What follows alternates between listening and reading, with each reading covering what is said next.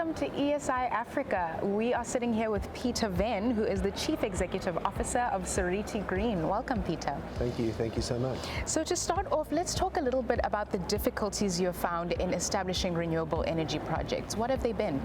Yeah, thank you. I mean, as Seriti Green, we've really expanded outside of the Cape provinces, and we've moved into areas like Mpumalanga, and being nascent renewable energy areas, there's a lot of work to be done with government entities, with communities.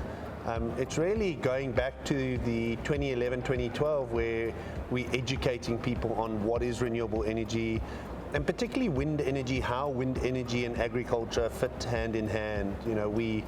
We don't replace agriculture, we supplement agriculture, and we provide landowners with 20-year income. So it's really good for the landowners from an infrastructural point of view, and communities in the area, there's going to be significant benefit around income, electricity generation, and job opportunities.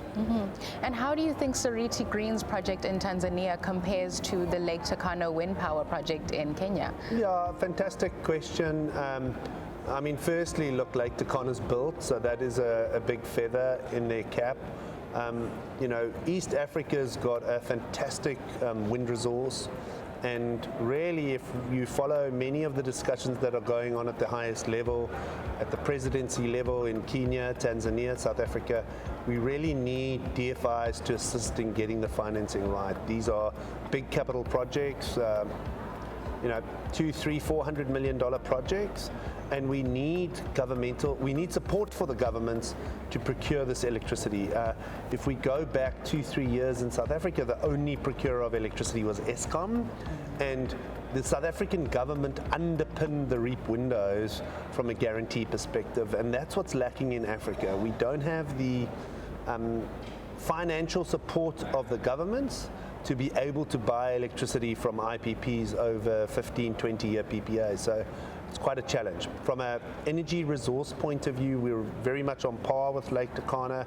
The project will generate approximately 60% capacity factor, which compared to most projects in South Africa where they're at 40%, it's a significant uplift. So we really need it to get done. And the other good thing about our project in Tanzania, we're only 8 kilometers from the grid, and we're on the proposed line with the interconnector with Zambia. Lake Turkana is 300 kilometers of grid, and that was really where the challenges came when they were building that. So hopefully the closeness from a grid perspective is good. And focusing more on the positives then, where do you see the opportunities coming from in the wind power sector? Yeah, look, I think one of the key opportunities is just raw wind power generates at very different times to solar PV, right? Most people have now put solar PV on their roofs. We're going to have a big bid window for solar PV, but we need to be able to generate in the morning peaks, the evening peaks, times that the sun doesn't shine, right? So that's important from a wind energy. I've already mentioned the cohabitation between wind energy and farmers, right? We don't replace their land. They can continue to farm. They get additional income. And then if you look like a town like Bedford in the Eastern Cape, where we've got 2 projects, that town has really been uplifted. I was talking to somebody last night. They're opening a chef's school in Bedford. That was unthinkable 10 years ago, that there's going to be a chef's school in Bedford.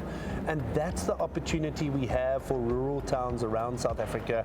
As wind energy and solar energy is deployed in new provinces outside of the Cape provinces, economic development is really going to take a huge leap forward.